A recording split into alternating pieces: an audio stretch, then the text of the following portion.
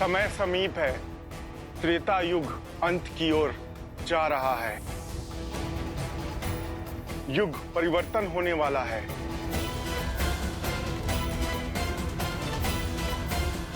शीघ्र ही आपको अपने इस अवतार रूपी शरीर को त्याग करके वैकुंठ की ओर प्रस्थान करना होगा,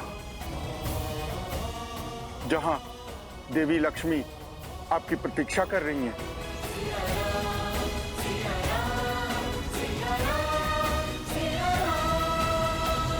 और यहाँ जो मेरे कार्य शेष है उनका क्या?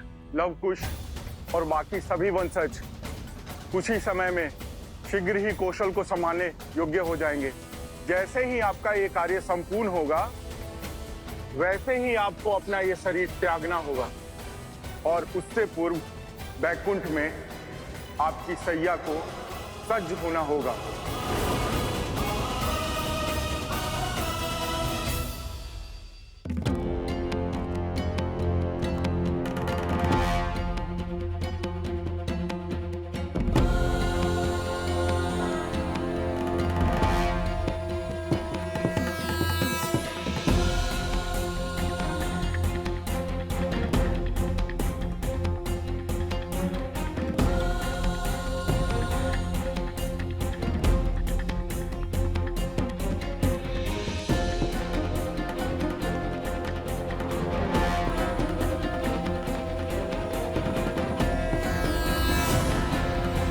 ईश्वर प्रणिपात।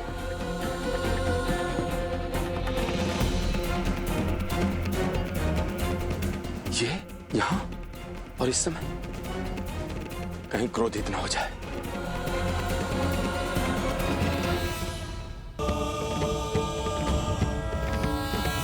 इनके क्रोध के दंश से तो देवता भी नहीं बच पाए थे। जाओ, शीघ्र जाओ, सभी को सूचित कर दो। ऋषिवर की स्वागत की तैयारी करो। अरे आगे से नहीं, पीछे की मार्ग से जाओ। ऋषिवर के सामने से जाने की कभी भूल भी मत करना। जाओ।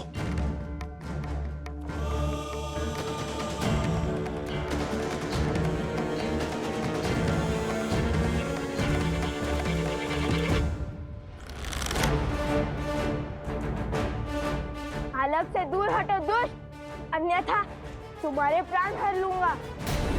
संपूर्ण आर्यावर्त के एक मात्र महाराज कौशल नरेश राजा राम की आज्ञा और कृपा से हम तुम्हें अंतिम चेतावनी दे रहे हैं। चुन लो, आत्मसमर्पण या मृत्यु। इसका निर्णय अभी हो जाएगा।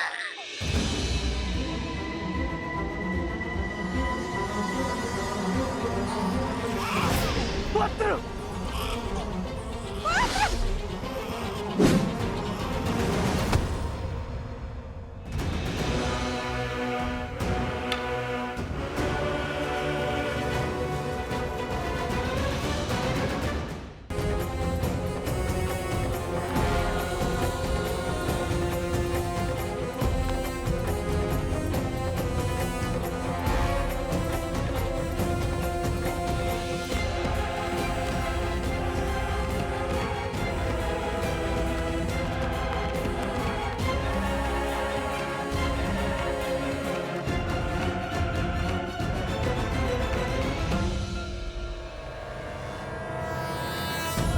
महातपस्वी महर्षि दुर्वासा के चरणों में राज अनुज लक्ष्मण का नमन। यशस्वी भव। आज्ञा करें देव, ये लक्ष्मण आपकी सेवा में प्रस्तुत। मुझे अयोध्यापति श्री राम से भेंट करनी है इसी क्षण। जब तक मैं आज्ञा न दूं, तब तक कोई इस कक्ष के भीतर नहीं आएगा। जो इस आज्ञा का उल्लंघन करेगा, मैं उसे मृत्यु दंड दूंगा।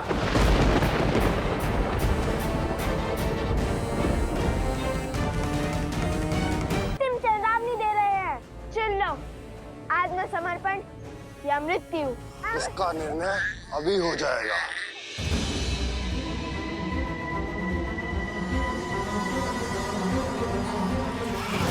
पुत्र!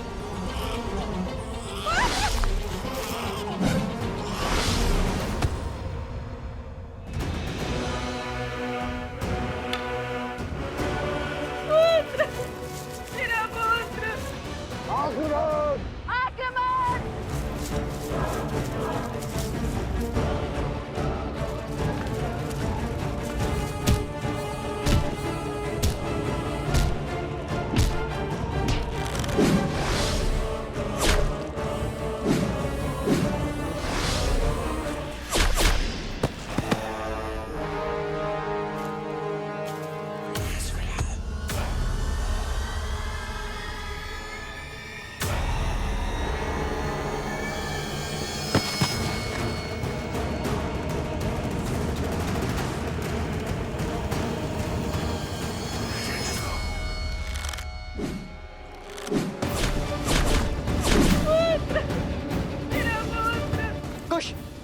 तुम इन्हें संभालो, मैं इस पालक की सुरक्षा देखता हूँ।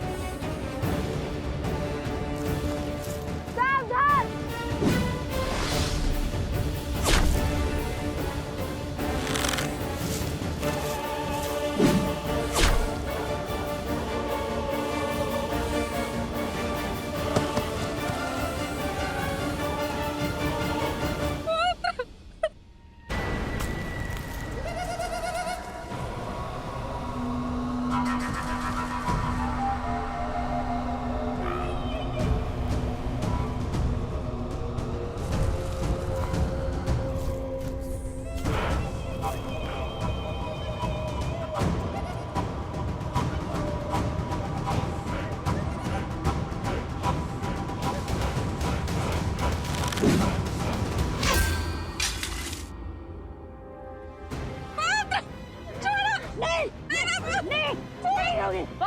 उस ओर सही आप सभी शीघ्र। नहीं नहीं नहीं होगी, हट, चल चल, नहीं होगी, नहीं, छोड़ो मेरे पुत्र को।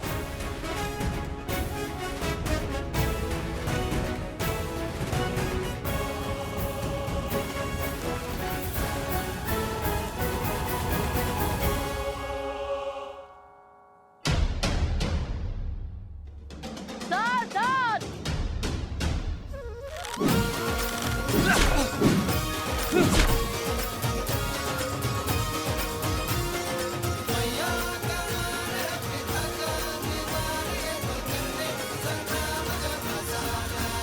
सुना नहीं लक्ष्मण, मुझे अयोध्यापति राम से मिलना है।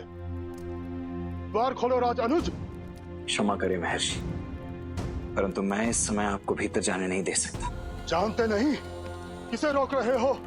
भूल गए कैसे तीनों लोग दुर्वासा के क्रोधाग्नि के विचार मात्र से थर थर कांपते हैं। सर्वशक्तिशाली देव भी मुझे क्रोधित कर श्रीहीन हो गए, और तुम तुच्छ मानव होकर मुझे अपमानित कर रहे हो।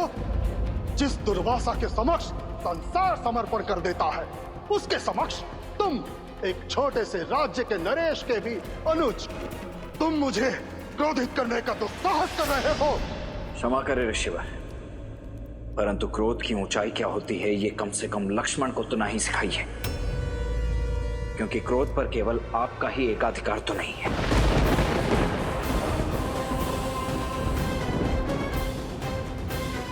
इस क्षण आप कौशल राज की राजधानी अयोध्या की पावन भूमि पर खड़े, वो भूमि जो अनगिनत संतों और महर्षियों के लिए अपने प्राणों को दांव पर लगाने से भी कभी नहीं चूकी, जिसे आप तुच्छ कहकर तिरस्कृत कर रहे हैं, वो अयोध्या धरती का गौरव है। बहुत अभिमान है तुम्हें अपनी अयोध्या पर, उचित है तो सुनो महान अयोध्या के महान राज अनुज, यदि आज राम की तरफ बढ़ता हुआ मेरा एक पग भी रोका गया तो मैं अपने तेज से इस संपूर्ण नगर को जलाकर भस्म कर दूंगा।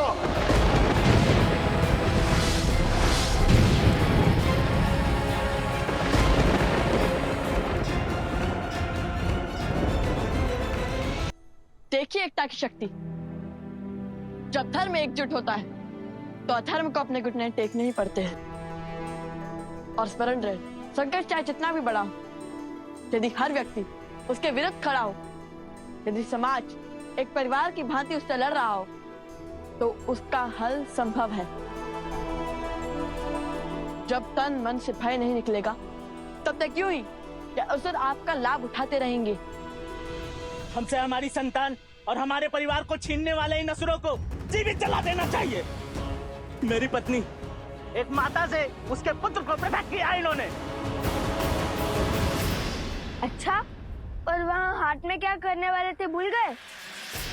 आप मुझे ग्रह कर लीजिए, बस मेरे पुत्र को मेरे साथ लेके चलिए। नहीं नहीं, ये साथ आया तो तुम्हारा ध्यान कार्य पर नहीं, सिर्फ इस पर रहेगा। मैं केवल तुम्हें ही ले जाऊंगा। स्थिति परिस्थिति चाहे जो भी हो, किंतु एक संतान को उसकी माता के आचर से कभी भिन्न नहीं करना चाहिए। ये सबसे बड़ा पाप है। मुझे क्षमा कर दे प्रभु, अब तक जो सत्य नहीं जाना था वो अब मैं समझ गया हूँ। आप दोनों राजकुमार होकर भी स्वयं को बेचकर इस तुच्छ साहूकार का दास बनना स्वीकार किया। अपने पूर्वजों की परंपरा को निभाने के लिए, धन की ध्वजा को लहराने के लिए। आप समझ में आया, इस समाज का भवन धर्म की नींव पर ही तो टिका है, और धर्म सदा उसकी रक्षा करता है जो धर्म निभाने का साहस रखता है। धर्म का सत्य यही है, जिस प्रकार वचन का मान रखने के लिए और धर्म की रक्षा के लिए राजा हरिश्चंद्र की रक्षा स्वयं धर्म ने करी थी। ऋषिवर विश्वामित्र ने राजा हरिश्चंद्र को एक चंडाल का सेवक बना दिया, और उस चंडाल के आदेश अनुसार वो शमशान घाट गए। उन्हें हर मृत शरीर के लिए आत्मा संस्कार का शुल्क लेना था। कोई भी शरीर बिना शुल्क दिए ना जला पाए। और फिर आर्या, आर्या, हमारा बेटा, शैव्य, इसे किसी नाग ने डस लिया।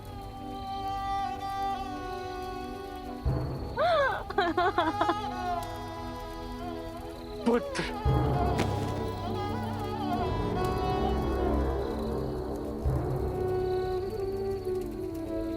पुत्र,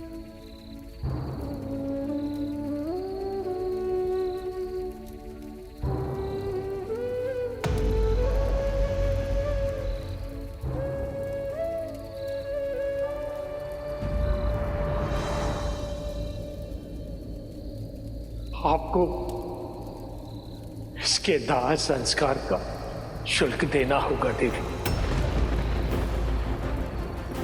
क्या? ये राजा हरिश्चंद्र का पुत्र है, और यहाँ खड़ा व्यक्ति इसका पिता नहीं, एक सेवक है जो कर लिए बिना दाह संस्कार नहीं करने देगा। आपको इसका शुल्क चुकाना होगा देवी।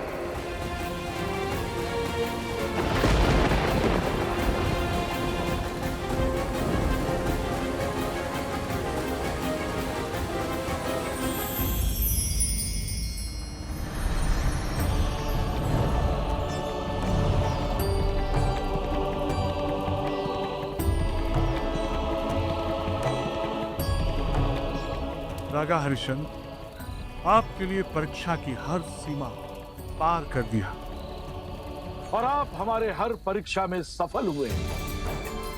आपने धर्म की ध्वजा लहराया है। आपने सिद्ध किया है कि आप संसार के सर्व राजाओं से ऊपर हैं।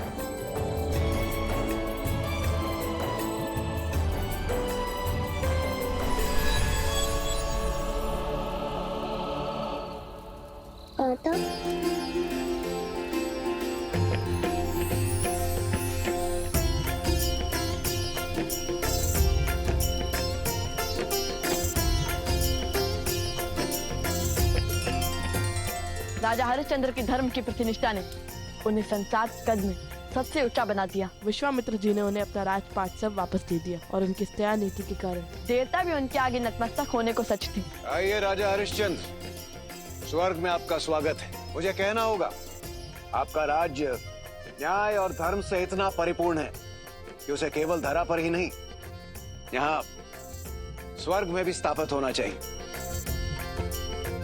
आइए,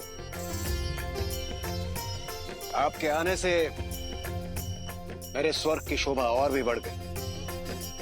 नहीं इंद्रदेव, मेरे साथ मेरी प्रजा ने भी अनेकों कष्ट सहे हैं। उन्हें छोड़कर मैं स्वर्ग नहीं आ सकता।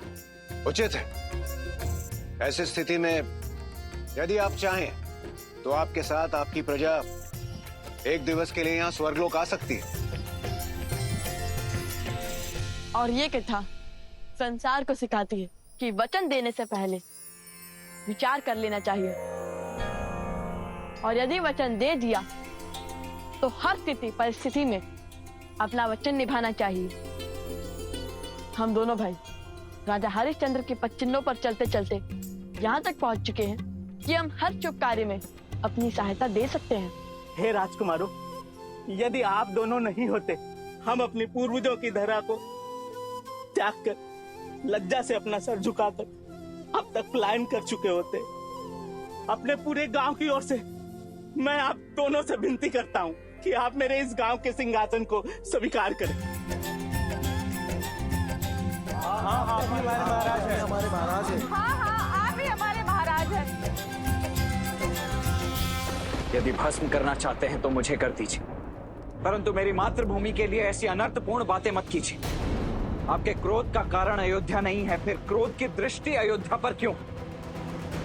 तनिक क्रोध त्याग कर विवेक की दृष्टि से देखिए। मैं अपने ही अतिथि का अनादर करने का औचित्य क्यों रखूंगा? मैं तो केवल अपने राजधर्म का पालन कर रहा हूं, अपने प्राणों से अधिक अपने महाराज की आज्ञा की रक्षा कर रहा हूं। किंतु यदि दंड देने की इच्छा इतनी प्रबल हो ही गई तो भस्म कर दीजिए मुझे, किंतु यह निश्चित है कि मेरे भैया की आज्ञा के विरुद्ध इस कक्ष में पग धरना तो दूर, मेरी राख को लांग तक नहीं पाएंगे आप।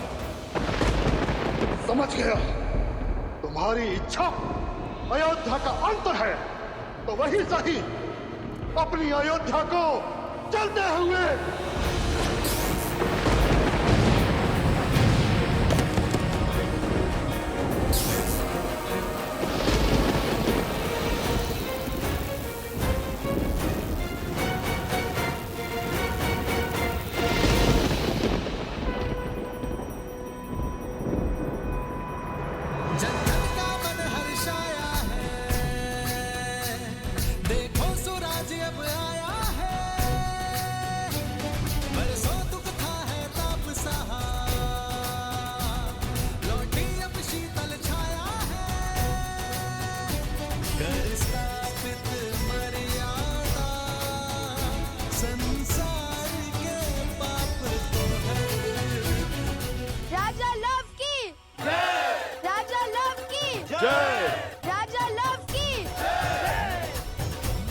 आप दोनों की ये यात्रा तो एक विजय में बदल गई।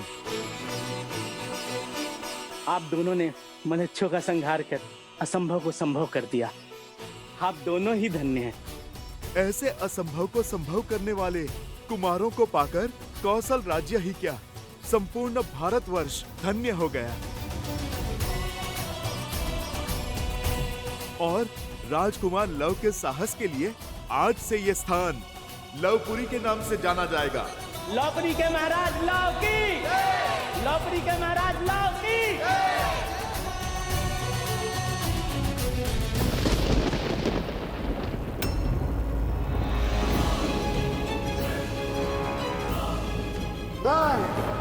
अत्रि पुत्र दुर्वासा आज अपने सारे तप और त्याग को साक्षी मानकर ये रुक जाइए, शांत हो जाइए।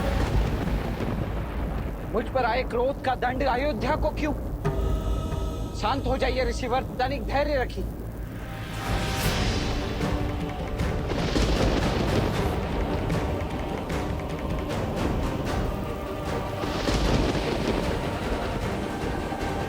मैं आपके हर आदेश के आगे नतमस्तक होने को सज्ज हूं।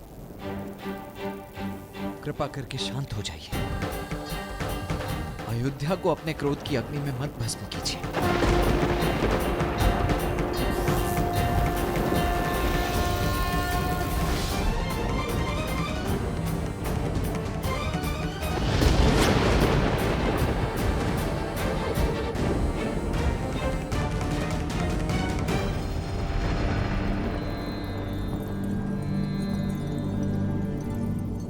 जितना आवश्यक भैया की आज्ञा का पालन करना है,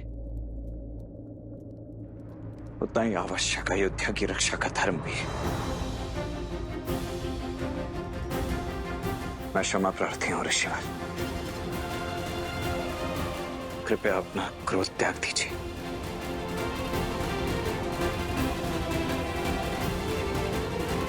आप यहीं रुकिए, मैं भैया को बुला लाता हूं। दुविधा माही लखन घिर आए, आज्ञा राजा की माने या राज बचाए।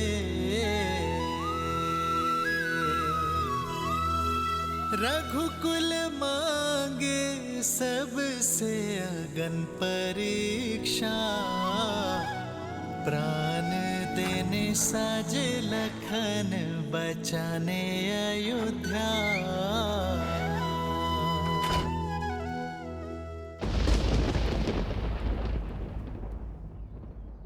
हम आपको वचन देते हैं, आज से हम देह व्यापार का भाग नहीं बनेंगे।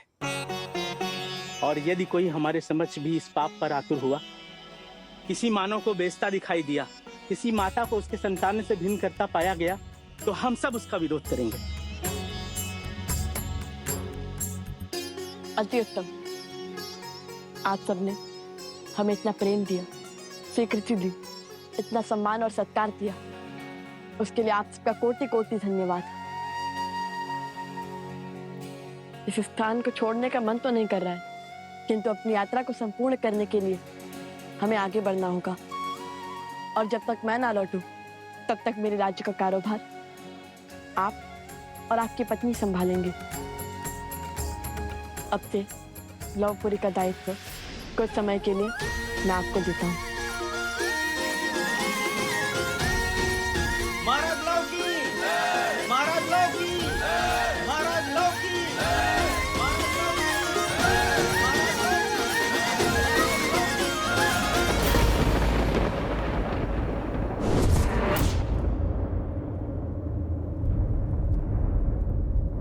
ये क्या किया तुमने लक्ष्मण? जो इस आज्ञा का उल्लंघन करेगा, मैं उसे मृत्यु दंड दूंगा।